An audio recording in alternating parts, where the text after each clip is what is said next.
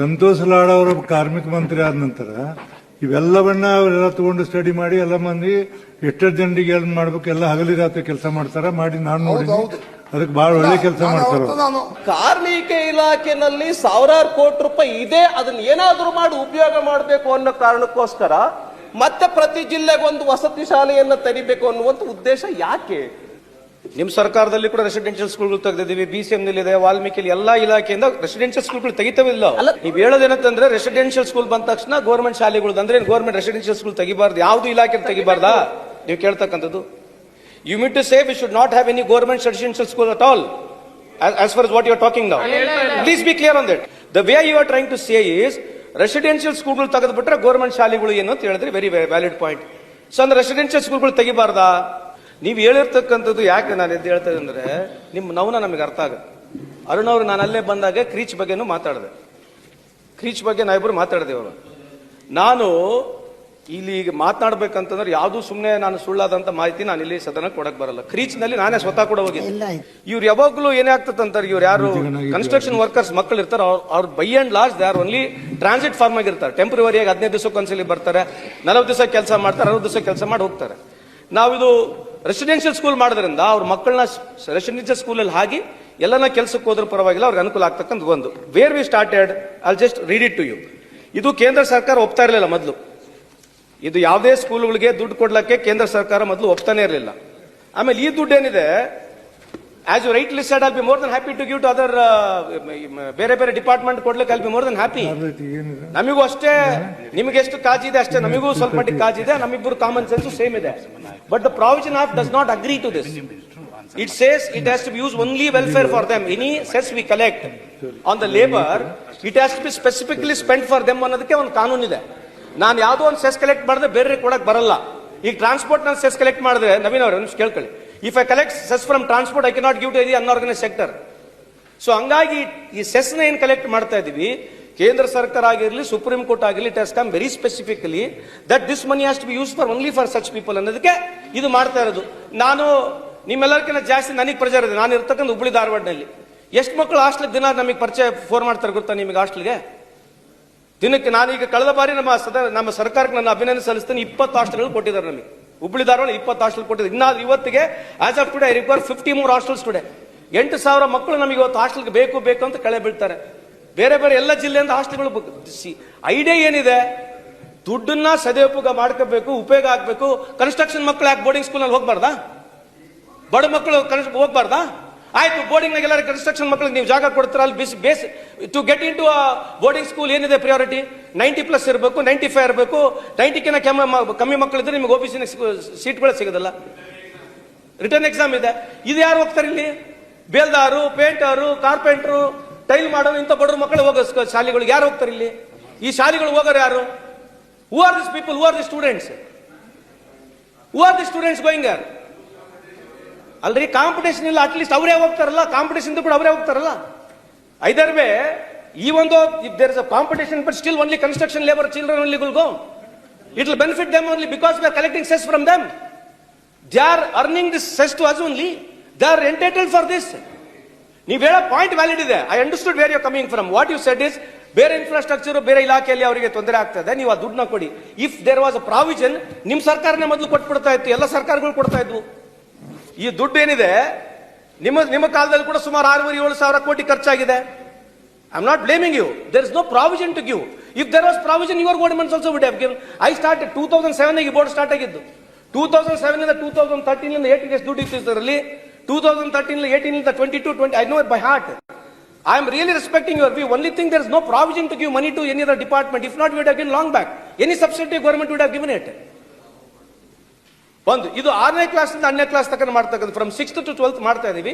Futuristic ಕೂಡ if things go well ಮೊದಲನೇ ಹಂತದಲ್ಲಿ ಮಾಡ್ತಾ ಇದೀವಿ. ಇನ್ನ ಡಿಮಾಂಡ್ ಇದೆ, ಬಹಳಷ್ಟು MLAಗಳು ನಮಗೆ ಕೊಡಿ ಅಂತ ಹೇಳ್ತಿದ್ರೆ, ಅದಕ್ಕಾಗಿ ಮಾಡ್ತಕ್ಕಂಥದ್ದು. ನೀವೇನ್ ಹೇಳ್ತಾ ಇದ್ದೀರಿ, this money cannot be diverted.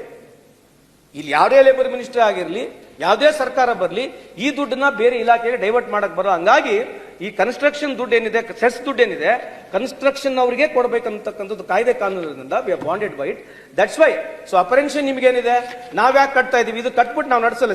ಶಿಕ್ಷಣ ಕೊಡಬೇಕು ಅನ್ನೋದು ಮಹತ್ವದ ಉದ್ದೇಶ ಆದ್ರೂ ಕೂಡ ಆ ಮಕ್ಕಳನ್ನ ಮಾತ್ರ ಪ್ರತ್ಯೇಕವಾಗಿಟ್ರೆ ಅವ್ರು ಮುಖ್ಯವಾಹಿನಿಗೆ ಬೆರೆಯೋದು ಹೇಗೆ? ಒಂದು ಕೀಳರಿಮೆ ಬರಲ್ವಾ? ಇದರಲ್ಲಿ ಸಭಾಧ್ಯಕ್ಷರೇ, ಇದು SC ಹಾಸ್ಟೆಲ್ ಅಥವಾ OBC ಹಾಸ್ಟೆಲ್ ತರ ಅಲ್ಲ. ಯಾರು ಕನ್ಸ್ಟ್ರಕ್ಷನ್ ವರ್ಕರ್ ಇರ್ತಾನೆ ಅವ್ರ ಮಕ್ಕಳು will be entitled for this. Government of India wide letter dated 7/6/2016 under section 60 of the Building Construction Workers Act 1966 issued a direction to all states stating that not to spend cess fund for construction of building for schools, hospitals, training centers, labor shed cum night shelter, ಅದು ಯಾವ್ದು waiting ಹಾಲ್ hostels ಇದನ್ನ ಯಾವ್ದು ಮಾಡಬಾರ್ದು ಅಂತ ನಮಗೆ ಕೇಂದ್ರ ಸರ್ಕಾರ guidelines ಕೊಡ್ತು. However, next subsequent ಆಗಿ Government of India had issued an amendment to all the states government wide its letter dated 1st of December 2023. ಏನಂತ, wherein the provision has been created under the education assistance ಗೆ opening of special educational training institutions for the wards of registered BOC workers. Next, to the construction of the school buildings for the wards of BOC workers may be done from the BOC welfare fund. Child specific expenditure like uniform, food, books, etc. may be also borne from the cess fund ಅಂತ ಈ ತರ guidelines ಇದೆ. ಹಂಗಾಗಿ ನಿಮಗೇನು ಆತಂಕ ಇದೆ, this will be definitely standard one. ಈ ಕೆಲವು ಹಾಸ್ಟೆಲ್ಸ್ಗಳು ಏನಿದಾವಕ್ಕ ಡೆಫಿನೆಟ್ಲಿ ಎಲ್ಲ ಇಲಾಖೆಯಲ್ಲಿ ಸರಿ ಇಲ್ಲದ್ರು ಕೂಡ ಕೆಲವು ಹಾಸ್ಟೆಲ್ಗಳು ಬಹಳ ಚೆನ್ನಾಗಿದ್ದಾವೆ. ನಮ್ಮ ಹತ್ರ ದುಡ್ಡು ಇರೋದ್ರಿಂದ ಅವ್ರು ಕೇಳ್ತಾ ಇದ್ದಾರೆ, ನಿಮ್ಮ ಹತ್ರ ದುಡ್ಡಿದೆ ನಮ್ಮಲ್ಲಿ. ಇವಾಗ ಸುಮ್ಮನೆ ಉದಾಹರಣೆಗೆ ಇಲ್ಲಿ ಕೇಳ್ತದೆ, ಅಲ್ಲಿ ನಮ್ಮ ಐವನ್ ಅವ್ರು ಕೇಳ್ತಾರೆ, ನೀವು ಎಷ್ಟು ಫೀಸ್ ದುಡ್ಡು ಎಷ್ಟು ಕೊಟ್ಟಿದ್ದೀರಿ ಅಂತ ನಮಗೆ ಬಂದ ತಕ್ಷಣ ಕೇಳ್ತೀವಿ. ಅದಕ್ಕೆ ಈಗ ಕಳೆದ 3 ವರ್ಷದಲ್ಲಿ 14 ಲಕ್ಷ ಮಕ್ಕಳಿಗೆ ದುಡ್ಡು ಕೊಟ್ಟಿದ್ದೀವಿ ನಾವು. 14 ಲಕ್ಷ ಮಕ್ಕಳಿಗೆ ದುಡ್ಡು ಕೊಟ್ಟಿದ್ದೀವಿ ಕಳೆದ 3 ವರ್ಷದಲ್ಲಿ. Last 3 years 14 lakh children have been given money. Again we are spending so much of money. The whole idea is ನಾವು ಕೂಡ ಬಡ ಮಕ್ಕಳಿಗೆ, ಕಾರ್ಮಿಕರ ಮಕ್ಕಳಿಗೆ ಅನುಕೂಲ ಆಗ್ಬೇಕು. ಯಾಕಂದ್ರೆ ಅವರಿಂದನೇ ಸೆಸ್ ಬರೋದು. ನಮಗೆ ಸಾವಿರಾರು ಕೋಟಿ ಸೆಸ್ ಬರ್ತಕ್ಕಂಥದ್ದು ಕಾರಣರು ಅವರಿದ್ದಾರೆ. ಆ ದುಡ್ಡು ಅವ್ರ ಮಕ್ಕಳಿಗೆ ಅವ್ರಿಗೆ ಅನುಕೂಲ ಆಗ್ಲಿಕ್ಕೆ ಕಾರ್ಯಕ್ರಮ ಮಾಡ್ತಾ ಇದ್ದೀವಿ. Further if there anything you please tell, I am ready to listen. But ನೀವು ಕೇಳ್ತಕ್ಕಂಥ ಫಂಡಮೆಂಟಲ್ ಪಾಯಿಂಟ್, ಬೇರೆ ಇಲಾಖೆಗೆ ದುಡ್ಡು ಕೊಡ್ಲಿಕ್ಕೆ there is no provision sir. ಹಂಗೇನ ಪ್ರಾವಿಷನ್ ಸೆಂಟ್ರಲ್ ಗೌರ್ಮೆಂಟ್ ಮಾಡಿದ್ರೆ ನಾಳೆ ಎಲ್ಲರಿಗೂ ಕೊಟ್ಟು ಬಿಡ್ಬೋದು. If there is a provision is there is no way that can be done ಅಂತ ನನ್ನ ಅಭಿಪ್ರಾಯ. ನವೀನ್ ಅವ್ರು ಮಾತನಾಡ್ತಕ್ಕಂಥ ಸಂದರ್ಭದಲ್ಲಿ ಅಲ್ಲಿ ಹೋಗಬೇಡಿ, ಉತ್ತರ ಹೇಳ್ಬಿಡಿ. ನೀವು ಸಜೆಷನ್ ಏನಿತ್ತು ಅಂತಂದ್ರೆ ಈ ದುಡ್ಡನ್ನ ಬೇರೆ ಇಲಾಖೆ ಕೊಡ್ಬೇಕಂತ ಹೇಳಿದ್ರು. ಅದಾದ್ಮೇಲೆ ಏನಾಯ್ತು, ಇಲಾಖೆ ಕೊಡಬೇಡಿ, ಇಲಾಖೆ ಕೊಡಕ್ ಬರೋದಲ್ಲ ಅಂತಂದ್ರೆ ಅವ್ರಿಗೆ ಸ್ಕಿಲ್ಲಿಂಗ್ ಹೆಂಗ್ ಮಾಡ್ತೀರಿ ಅಂತ ಹೇಳಿದ್ರು. ಅವರಿಗೆ ಇಲಾಖೆಗೆ ದುಡ್ಡು ಕೊಟ್ಬಿಡ್ರಿ, ಸ್ಕಿಲ್ಲಿಂಗ್ ಹೆಂಗ್ ಮಾಡ್ತೀರ ಅಂತ ಕೇಳಿದ್ರು. ಅದಕ್ಕೆ ನಾವು ಕೂಡ ಮುಂದೆ ಸೆಂಟರ್ ಆಫ್ ಎಕ್ಸಲೆನ್ಸ್ ಮಾಡ್ತಾ ಇದೀವಿ. ಸೆಂಟರ್ ಆಫ್ ಎಕ್ಸಲೆನ್ಸ್ ಅಲ್ಲಿ ಏನ್ ಮಾಡ್ತಾ ಇದೀವಿ ಸಭಾಧ್ಯಕ್ಷರು, ನಾನು ಬಹಳಷ್ಟು ಒಂದ್ ಸಂದರ್ಭದಲ್ಲಿ ಸ್ಕಿಲ್ ಯೂನಿವರ್ಸಿಟಿ ಸ್ಕಿಲ್ ಕೂಡ ನನ್ನ ಕೈಯಲ್ಲಿತ್ತು. ನಾವು ಮಕ್ಕಳನ್ನ ಬಹಳಷ್ಟು ಜನಕ್ಕೆ ಸ್ಕಿಲ್ ಮಾಡ್ತೀವಿ, ಸರ್ಟಿಫಿಕೇಟ್ಗಳು ಕೊಡ್ತೀವಿ. 40 ಕೋಟಿ ಸರ್ಟಿಫಿಕೇಟ್ ಇದೆ ದೇಶದ ಜನ ಕೊಟ್ಟಿದ್ದವ್ರಿಗೆ.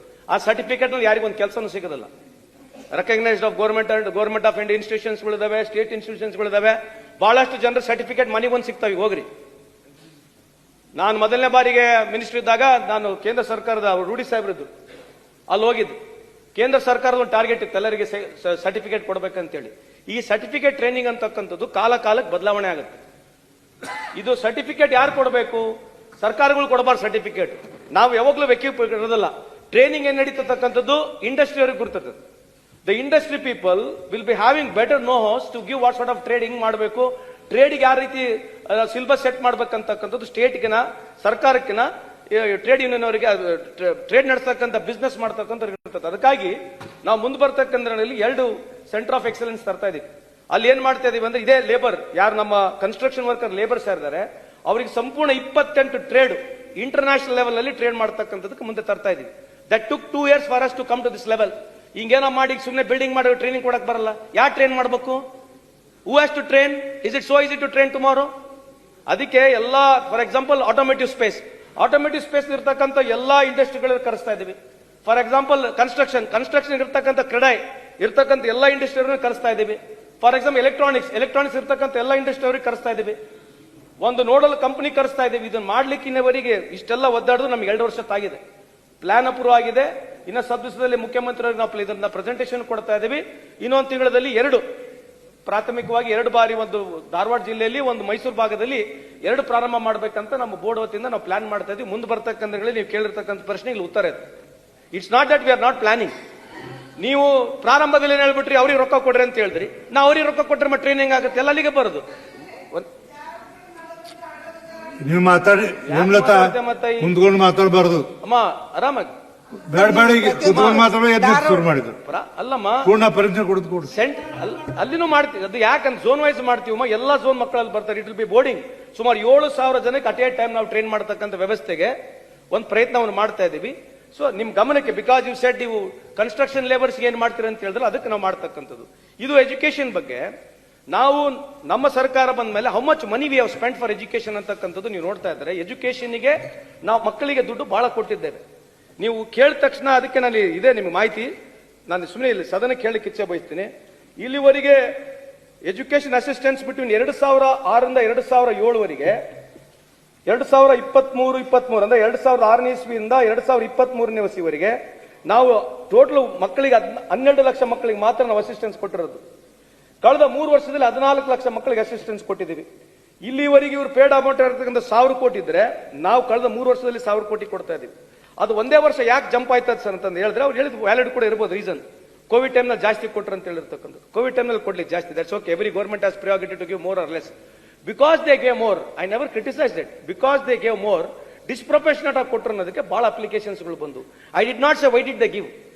If somebody has taken a decision to give from 10,000 to 40,000, I cannot question. I can only put my views to you in front of you. I am not opposing it. ಜಾಸ್ತಿ ದುಡ್ಡು ಕೊಟ್ಟ ತಕ್ಷಣ ನಮಗೆ 13 ಲಕ್ಷ ಕೇಶವಣ್ಣ ಬಂತು, ನಮಗೆ ಅಪ್ಲಿಕೇಶನ್ ಬಂತು. ಅದರಲ್ಲಿ ನಾವಿವತ್ತು 10 ಲಕ್ಷ ಅಂದ್ರೆ ನಾವು ಬಂದ ಮೇಲೆ 3 ವರ್ಷದಲ್ಲಿ 14 ಲಕ್ಷ ಜನಕ್ಕೆ ಮಕ್ಕಳಿಗೆ ದುಡ್ಡು ಕೊಟ್ಟಿದ್ದೇವೆ. ಸೊ ಹಂಗಾಗಿ ಇದ್ರ ಬಗ್ಗೆ ಸಮರ್ಪಕವಾಗಿ ನಮಗೆ ಅವಕಾಶ ಇದೆ. ಇದಕ್ಕೆ ಮಾಡ್ತಕ್ಕಂಥ ಉದ್ದೇಶ ಯಾರು ನಮ್ಮ ಲೇಬರ್ ಮಕ್ಕಳದ, ಕನ್ಸ್ಟ್ರಕ್ಷನ್ ಲೇಬರ್ ಮಕ್ಕಳಿಗೆ ಅವ್ರಿಗೆ ಗುಣಮಟ್ಟದ ಶಿಕ್ಷಣ ಸಿಗ್ಬೇಕು. ನೀವು ಹೇಳ್ತಾ ಇದ್ರಿ ಬಹಳ ಜನ ಹೊರಗ್ನವ್ರು ಬಂದ್ರೆ ಯಾರು ರಿಜಿಸ್ಟರ್ ಆಗೋದಿಲ್ಲ. ಅದ ಒಂದ್ ನಿಮಿಷ ಮಾತಾಡ್ತಿದ್ದೀನಿ. ಹೊರಗ್ನವ್ರು ರಿಜಿಸ್ಟರ್ ಮಾಡ್ಕೊಳಂಗಿಲ್ಲ ಅಣ್ಣ. ಬಂದ್ಮೇಲೆ ಅವ್ರು ಬರ್ತಾರೆ 15 ದಿವಸ ಕೆಲಸ ಮಾಡಿ ಹೋಗ್ತಾರೆ. ನಮ್ಮಲ್ಲಿ ಇರ್ತಕ್ಕಂಥವ್ರು 56 ಲಕ್ಷ ಏನ್ ಜನ ರಿಜಿಸ್ಟರ್ಡ್ ಆಗಿದ್ದಾರೆ. ನಮ್ಮಲ್ಲಿ ಇರ್ತಕ್ಕಂಥದ್ದು ಕೇವಲ 500 ಜನ ಮಾತ್ರ. ನವೀನ್ ಸಾಹೇಬ್ರು ಹೇಳ್ಬಿಟ್ರು ನೀವು ಹೋಗಲ್ಲ, ಹೆಂಗ್ ಹೋಗ, ಪ್ರಾಕ್ಟಿಕಲಿ ಆಗಲ್ಲ ನವೀನ್ ಅವರೇ. It's really impossible. You should understand, get in to my shoes. Definitely, sometimes whether you have got information or not, if you have got any wrong opinion about me, please you can call me as a friend. I'll be open to speak to you also. But ಹೆಂಗಿದೆ ಅಂತಂದ್ರೆ ಇಲಾಖೆ ಭ್ರಷ್ಟಾಚಾರದಲ್ಲಿದೆ, ಇಲಾಖೆ ಏನೋ ತಪ್ಪು ಮಾಡ್ತಕ್ಕಂಥದ್ದು ನಿಮ್ಗೆಲ್ಲ ಬಂದ್ರೆ you can give me suggestion, call me, we are all friends. ನಾವು ಯಾವ ವ್ಯವಸ್ಥೆಯಲ್ಲಿ ಇದ್ದೀವಿ, you can always guide me also. I am very open to take any suggestions from you all. That's absolutely, we may beg to differ on certain things. It doesn't mean that we are rivalry. ನಾವೇನು ಒಬ್ರಿಗೊಬ್ರಿಗೇನು ವೈಷಮ್ಯ ಬೆಳೆಸ್ಕೊಂಡ್ತಕ್ಕಂಥದ್ದು ಏನಿಲ್ಲ. I am very open to it. Any suggestion, anything you can call upon me and say ನಿಮ್ಮ ಇಲಾಖೆಯಲ್ಲಿ ಈ ರೀತಿ ನಡೀತದೆ ಅಂತ ನೀವು ಯಾವಾಗ ಹೇಳಿದ್ರೆ ಅದಕ್ಕೆ ನಾನು ಗೌರವಿಸ್ತೇನೆ. I am not going to oppose it. ನೀವು ಜನರಲ್ ಆಗಿ ಹೇಳ್ತಕ್ಕಂಥ ಸಂದರ್ಭದಲ್ಲಿ ಹೇಳೋದು ಬಿಟ್ರೆ I am not trying to question you whether you should speak such things or not. ನೀವು ಏನೋ ಹೇಳಿದ್ರೆ we welcome it, because in democracy everybody got right. ಒಳ್ಳೆ ಕೆಲಸ ಮಾಡ್ತಾ ಇದ್ದೀರಿ. ಈ ಕಾರ್ಮಿಕರ ಮಕ್ಕಳು ಓದಬೇಕು, ಕಾರ್ಮಿಕರ ಮಕ್ಕಳು ಕಾರ್ಮಿಕರಾಗಿ ಉಳಿಬಾರ್ದು, ಬಟ್ಟೆ ತೊಳೆಯೋರ್ ಮಕ್ಕಳು ಬಟ್ಟೆ ತೊಳೆಗೆ ಉಳಿಬಾರ್ದು, ಪಾತ್ರೆ ತೊಳೆಯೋರ್ ಮಕ್ಕಳು ಪಾತ್ರೆ ತೊಳೆಗೆ ಉಳಿಬಾರ್ದು. ಅವರು ಕೂಡ IAS ಆಫೀಸರ್ ಅವರಂಗ IAS ಆಗಲಿ ಅನ್ನೋ ವಿಚಾರದಲ್ಲಿ ನೀವು ಮಾತಾಡಿದ್ದೀವಿ. ಈಗ ಸಂಪೂರ್ಣ ಮಾಹಿತಿಯನ್ನು ಕೊಟ್ಟಿದ್ದೇವೆ ಸದನಕ್ಕೆ. ಮಾಡ್ತಕ್ಕಂಥ ಉದ್ದೇಶ ಸ್ಪಷ್ಟೀಕರಣ ಕೊಟ್ಟಾಗಿದೆ. ಅವ್ರ ಸಜೆಷನ್ ವ್ಯಾಲಿಡ್ ಇದೆ. ಏನ್ ಹೇಳ್ತಾ ಇದಾರೆ, ಮುಂದೆ ನೀವು ಲೇಬರ್, ಕನ್ಸ್ಟ್ರಕ್ಷನ್ ಲೇಬರ್ಗೆ ನೀವು ಸಲಹೆ ಎಲ್ಲ ಟ್ರೈನಿಂಗ್ ಕೊಡಿ ಅಂತ ಹೇಳ್ತಾ ಇದ್ರಿ. ಖಂಡಿತವಾಗಿ ಮಾಡ್ತೀವಿ ಸರ್.